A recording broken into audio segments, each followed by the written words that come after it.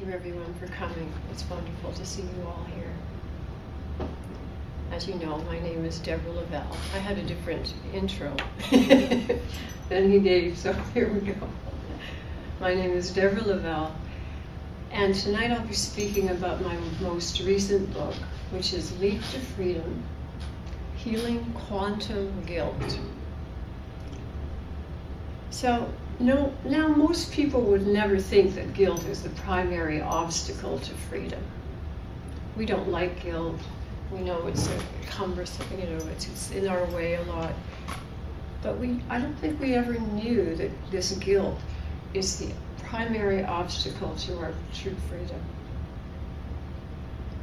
And this is because no one has really understood the core guilt, that it's hidden because it runs our lives unbeknownst to us.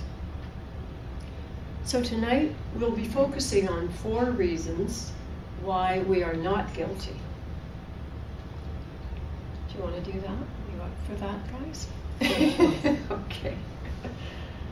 But before we get into this, I'd like to share with you what led up to my writing Leap to Freedom, and I'll be addressing what guilt really is, which is not taught nor truly understood. In fact, what if everything that we've been taught about life and ourselves, including guilt, has been a lie? So Stephen briefly touched on the journey that I was on, but it happened when I was 29 years old. I had a direct experience of the truth, or what they call enlightenment, of who and what I really am. I experienced a profound love, a love that went far beyond the confines of the body and the mind. And this was followed by a miraculous healing that was accompanied by a light that people said was pouring out of my body, unbeknownst to me. Well, after such a life-transforming experience, I spent the rest of my life studying with masters, teachers, and gurus to integrate and deepen this, and many other experiences that I had had. Then slowly people began to gravitate to me, so I've started teaching and facilitating workshops and counseling. And later I wrote my first book. It's called The Magic Doorway into the Divine, which has been referred to as a roadmap of the spiritual journey. And it became an international bestseller on Amazon and is available for purchase here today. After this first book, I was happy about it. I thought I was done. You write a book, it does well, you just want to quit. All right, I did that in my life, so I'm going to quit. But I thought I was, as I said, I thought I was done. But one day while I was sitting on the floor in deep contemplation, I was given a strong inner command that said, "You must write about guilt." I felt resistance at first. But as I began researching into guilt, I saw that guilt is not what we think it is. It is something far greater and all-pervasive. This deeply inspired me to write this book, as I saw how we all need to understand what guilt really is, and how we can use it to free ourselves and take back our true and real power. What you will hear today will change your life if you listen with an open heart and mind. Our real power is our spirit.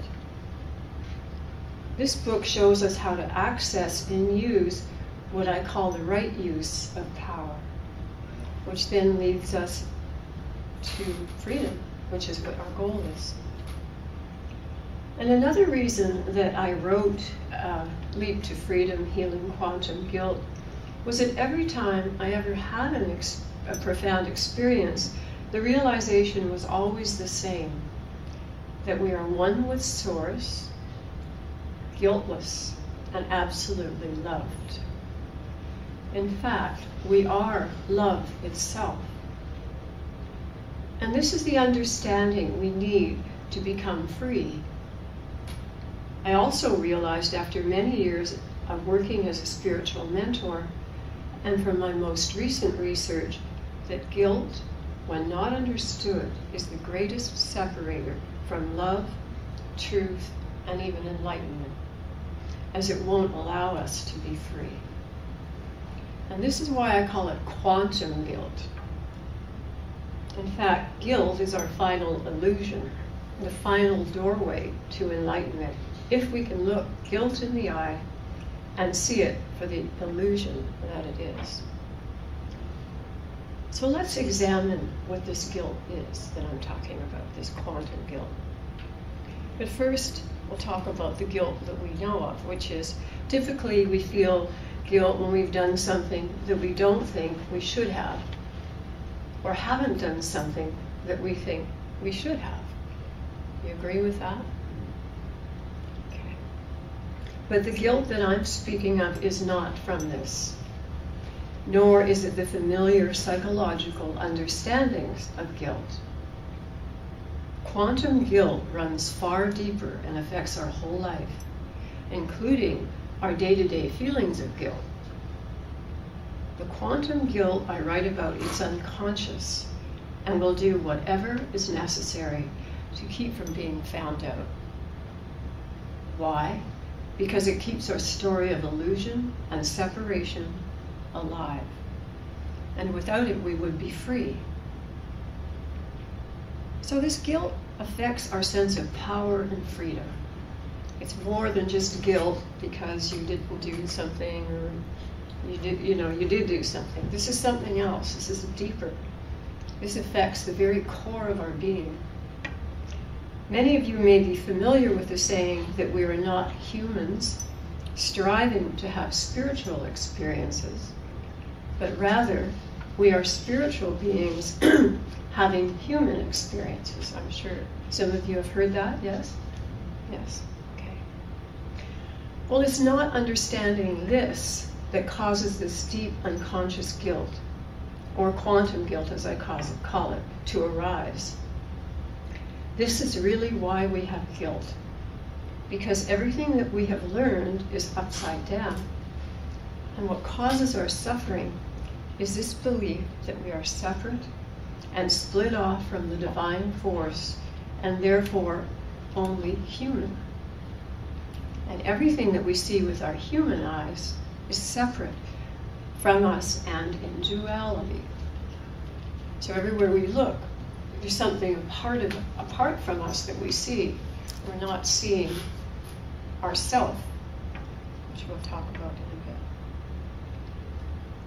a bit. Okay, so that all of these things that are so separate from us, this misbelief, this guilt that we see or that we experience, it's going on underneath the surface all the time. So it's always there. It's always kind of irritating you somehow. You don't know, you know that something's wrong and you don't know what it is. Do you ever have those experiences? You're just sort of in a discomfort place. And if somebody says to you, well, what are you feeling? And you're like, I don't know, I just don't feel right today. I feel weird. Anybody ever felt weird? Okay, so that's the guilt we're dealing with. So it leaves us feeling that sense of powerlessness and not part of our life somehow. And what happens from that is that we sometimes feel depressed, lonely, unworthy, separate from others. You know, you have those days where you don't want to even see a person on the street. You just want to walk by and you just want to be on your own. You just want to be separate. And there's a hopelessness that arises as well when this guilt is going on under the surface.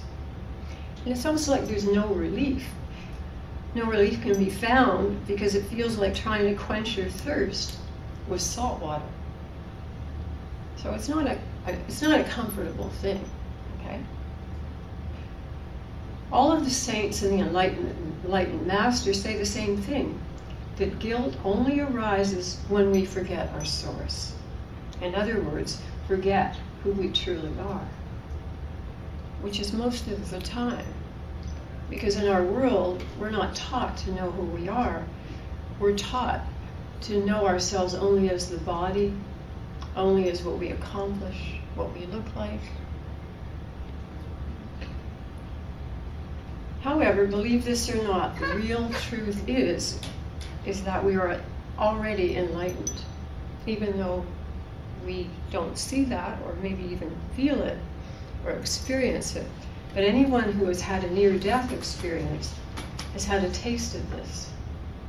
Anyone in this room ever had a near-death experience? Okay. Did you have a taste of that? Okay.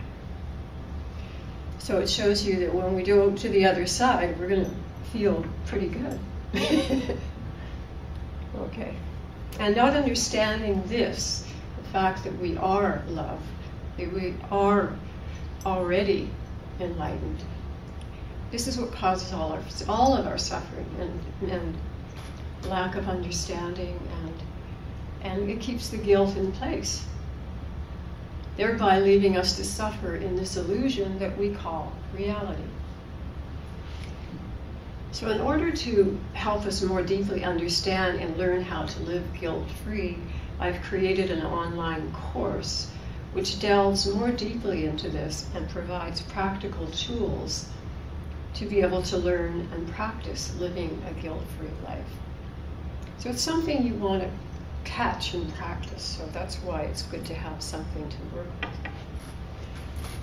So to sum it up in this way, I'd like to just say that all that I discovered from the enlightened masters, the scientists, and my own experiences resulted in this book, Leap to Freedom, Healing Quantum Guilt. Now I'm just going to give you an example from a couple of people who have read it, what they experienced.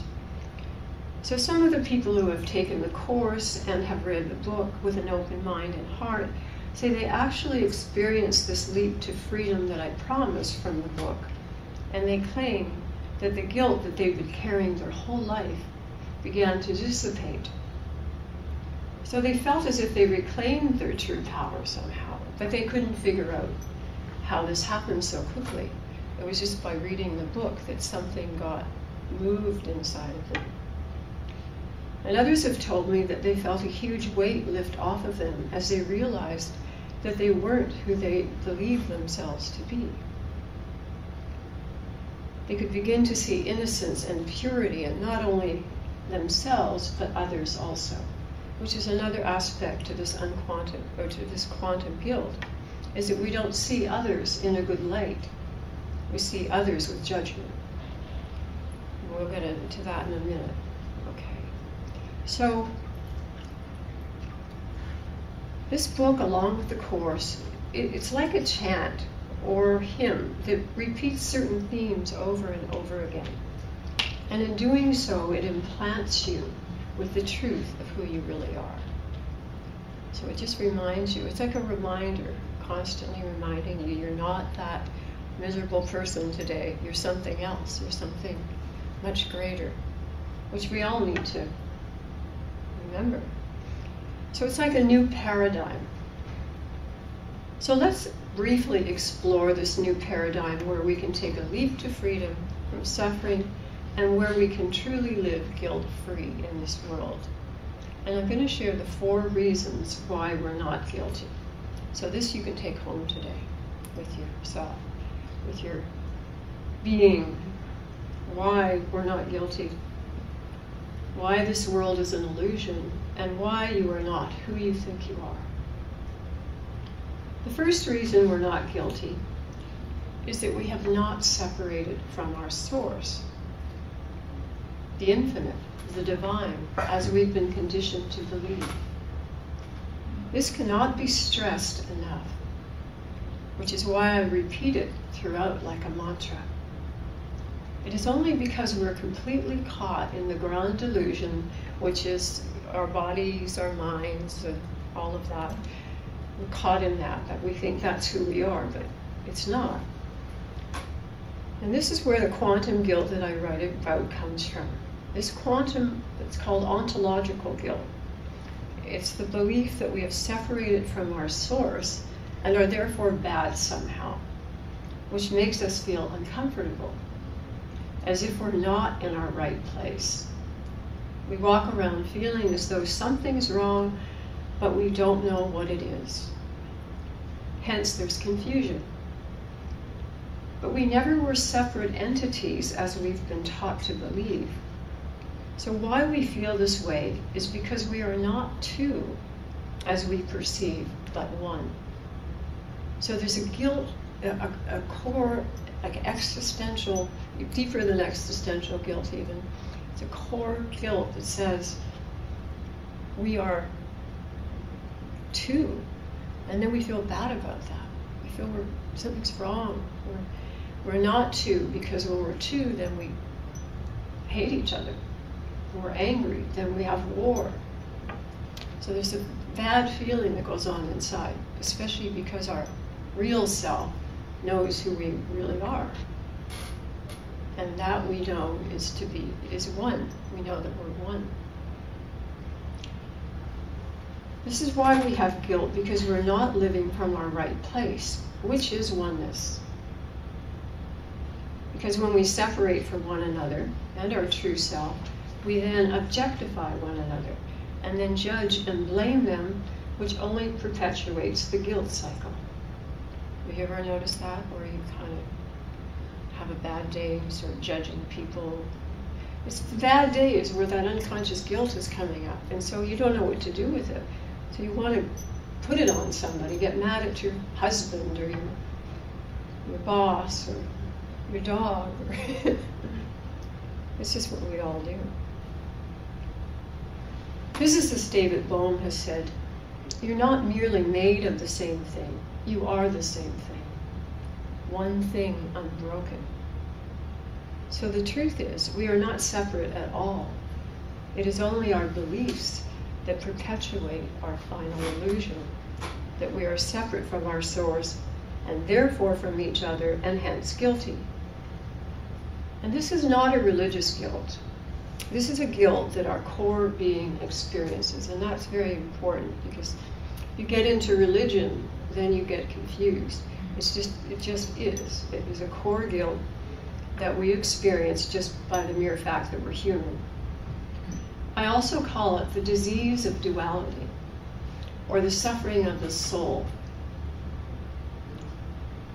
So why is this guilt or belief in separation so problematic, you might ask? Why does it matter whether we believe in duality or oneness? And the reason is that when we believe that we're not two, that we are two rather and not one, it causes us to experience feelings of unworthiness, hatred, fear, loneliness, addictive behavior, and can lead to violence, war, and every form of separation imaginable. So that's the problem that we have in the whole world right now, is quantum guilt. We believe that we're two and not one, so we can bomb that country over there. So that's our deepest problem here. So our actions are not the cause of guilt. It's the other way around. Guilt is the cause of our actions. As this misbelief in our separateness from Source, it is what lies at the root of all of our misunderstandings, projections, grief, and inappropriate behavior. In other words, sins spring from guilt, not the other way around. We've already separated before we do something on the outside. If there's a sin, it's seeing each other as separate, because that allows us to objectify and harm each other, or even kill people, as in war, as I mentioned. If, on the other hand, we were aware of our oneness with not just each other, but all of life, we would care for and respect and treat others with love and kindness.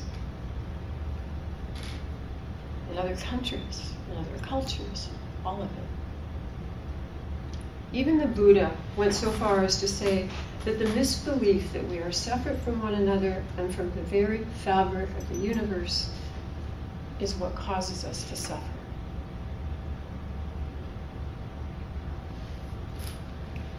Now, the second reason that we're not guilty is because we are not the doers of action.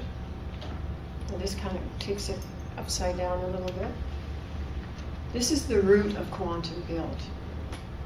This is also the core teaching of yoga, Buddhism, and most esoteric paths. Our problems stem from the belief that I did it. This I did it belief is synonymous with ego. As long as we believe we are the doers of action, we will suffer. Doesn't mean we're not going to do anything, because we are. We're going to do what we feel is right, and we're just going to do it. But it's where we get into the ego is that we don't include the whole. It's always including the one in everything we do. And that's the important part. So as long as we believe we're the doers of action, we will suffer, because you'll always fall short somehow, or you'll never, do enough, or you feel bad about what you did do, and so on and so forth. But when we stay with an open mind, an open being, everything we do out of something that feels like choice, but is actually something moving through us, something much larger moving through us.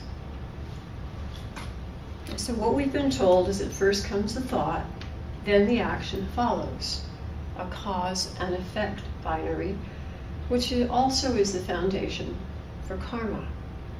But this is where my research into quantum physics actually dispels this firmly held belief, because it clearly states that the action and the event have already happened, even before the thought to do something arises. The belief that I did it leads to guilt, and therefore karma and punishment, because we believe that we are capable of separating from source. And that's where the ego part is. That's where the I part is.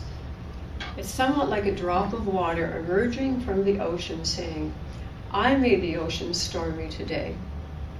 But the drop, without the whole, has no power on its own. Do you see what we do?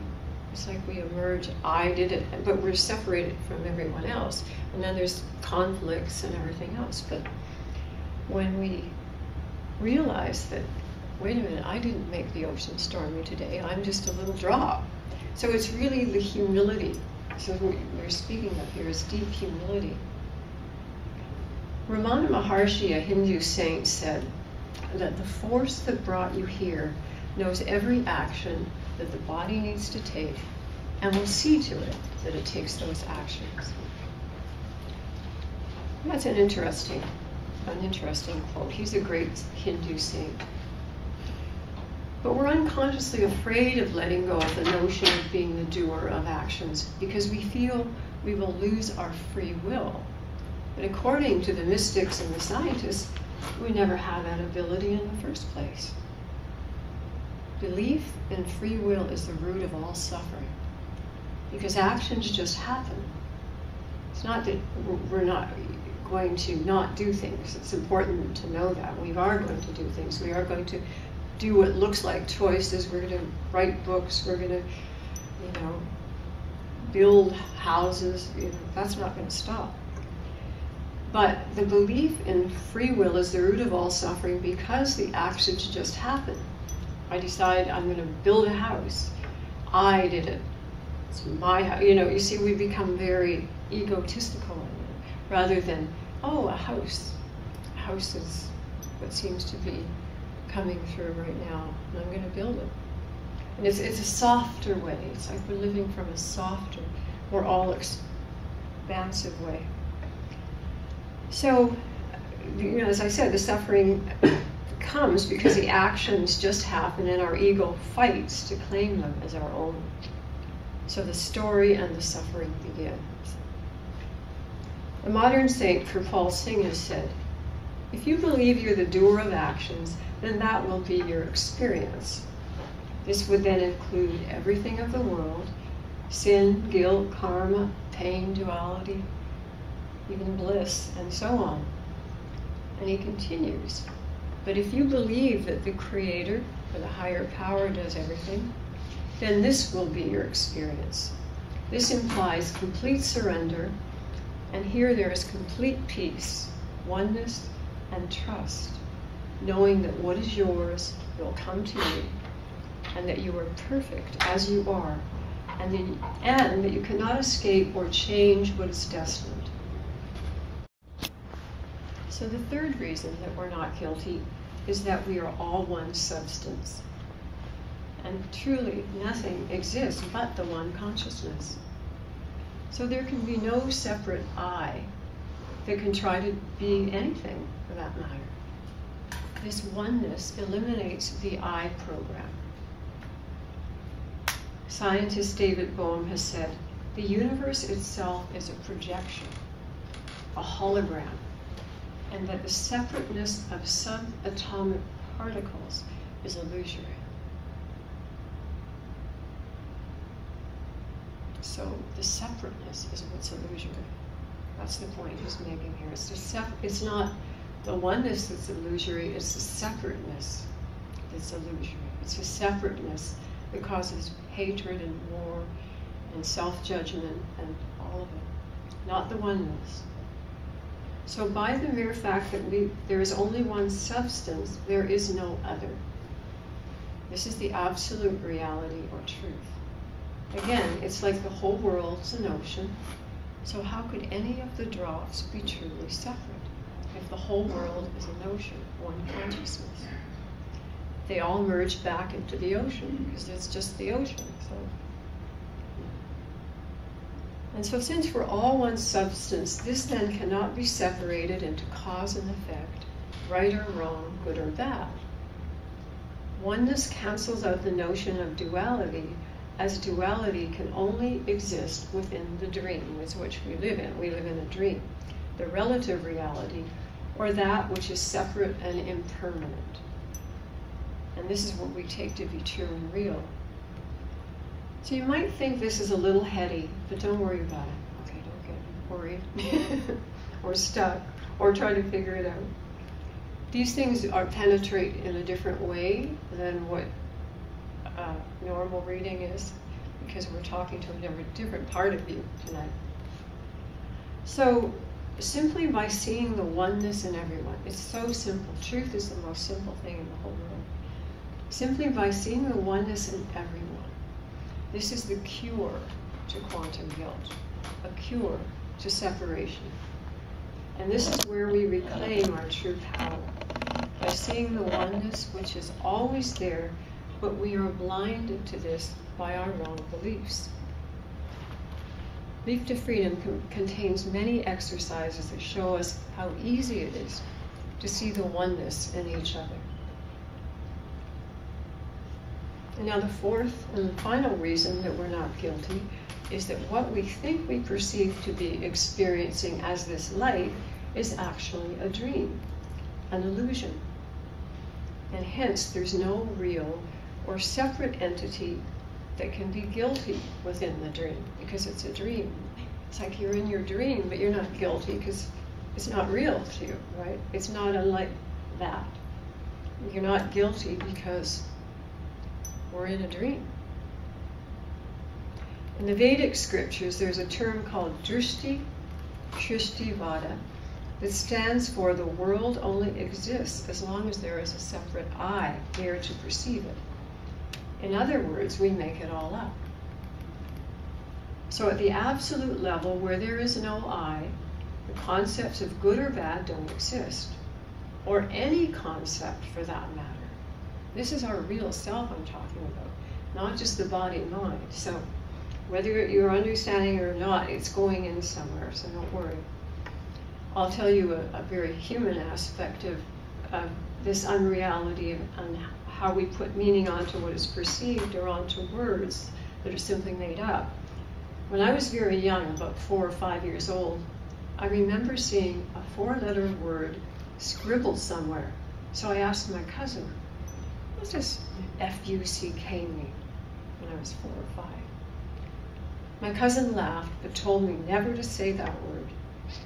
My parents, on the other hand, were horrified, but wouldn't tell me why it was a bad word, so I kept repeating it. over and over and over again because I was trying to find meaning. I needed meaning here. And so I would watch them dance around me, but I couldn't figure out why they were so upset. It just made no sense. But what I truly saw, and I remember it to this day, was how much we make up things out of nothing and attribute meanings and values or judgments onto them, whether words or people, when they're just innocent manifestations in consciousness. In other words, they're just a part of the whole grand illusion. Many teachers, gurus, and scriptures tell us that we're living in a dream world and we need to wake up. Has anyone ever heard that from any teacher? They're all telling us that. We got to wake up, wake up. And we're like, what do you mean, wake up? From what? What are you talking about? In other words, this world that we take to be true and real is itself a dream. And the suffering comes when we believe that we're separate and guilty and caused this reality somehow.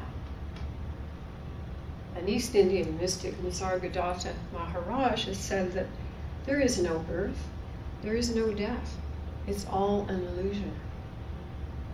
Scientist Niels Bohr said, everything we call real is made of things that cannot be regarded as real. If quantum mechanics hasn't profoundly shocked you, you haven't understood it yet. Well, not like all of us are physicists or anything, but both the saints and the scientists are saying the same thing here. So when we're told that life is an illusion, then we're being told we do not exist as we have believed. If we believe this dream to be real, we make it real. It's like actors in a movie, forgetting they're actors and believing themselves to be the characters that they're playing, even after the filming stops. Like, for example, there have been actors that have experienced great suffering when they carry the role on and they've gone crazy and all of that. We've heard of them, we've seen them. And it's because they haven't let go of the role. They're still carrying the role. So we're a little crazy too. But like the actors who know who they are, they don't remain, these are the ones that know who they are, they don't remain identified with the characters they're portraying. And so we too only have to remember that we're not these names or personalities that we have identified with and are simply playing our role in the movie as actors within the dream. So that takes your whole life and makes it lighter. Because you realize that, oh, I'm totally loved, I'm already loved, I'm living in this dream, I'm an actor. It's just a movie. I can enjoy it as a movie. So what really is freedom and enlightenment anyway? One aspect of freedom and enlightenment is to know that you're not the doer of actions. That actions just happen as is scripted for this character. As I mentioned before, it's actions that are scripted. If we're in a movie, we're in a script. We are what we are, and often we don't enjoy the script. We want to be somebody else. But if we go, okay, well, we got this role, we're given this role, then we enjoy the script. So I want to do a short contemplation to finish up here before we go on to our questions. It's a little meditation. So it'll help us experience some of this limitlessness and peace and divine support. So sit up nice and tall, uncross your arms and legs. It's just a little contemplation. Imagine sitting in the back seat of a luxurious Rolls Royce. You can close your eyes to get a better view. It's being driven by an expert chauffeur.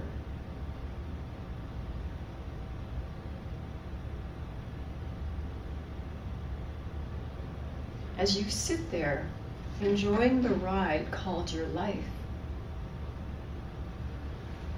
let all of the burdens and the guilt that you've been carrying for eons dissolve. Let it just wash away, wash from you.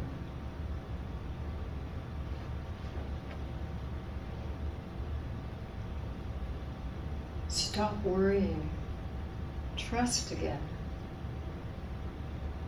and free yourself from self-judgment.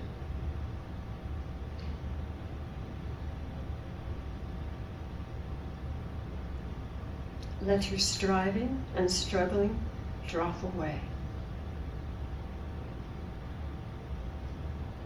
And know that whatever is yours will come to you effortlessly, as it's already in motion.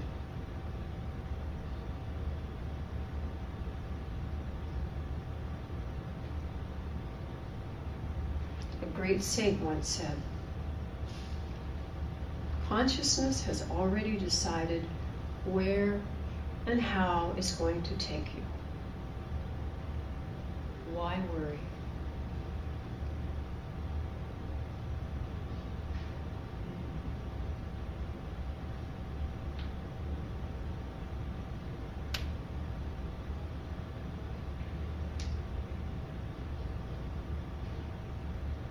Let the peace just wash over you.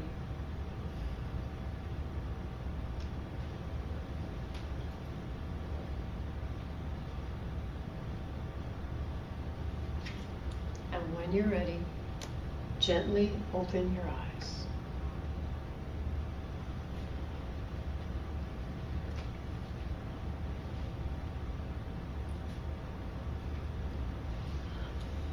So how can we exercise our right use of power and take a leap to freedom? By seeing our oneness with all of life and the innocence that lies within each of us. This is the only way that we can take back our power from living the lie that we call reality and separation. Only then will you have opened the gift of guilt and finally look into the eyes of the dragon called quantum guilt, thereby seeing the illusion that it is. Freedom means seeing through the illusions, the matrix that we all believe to be real and true, to the core love, which is what we all are. Thank you.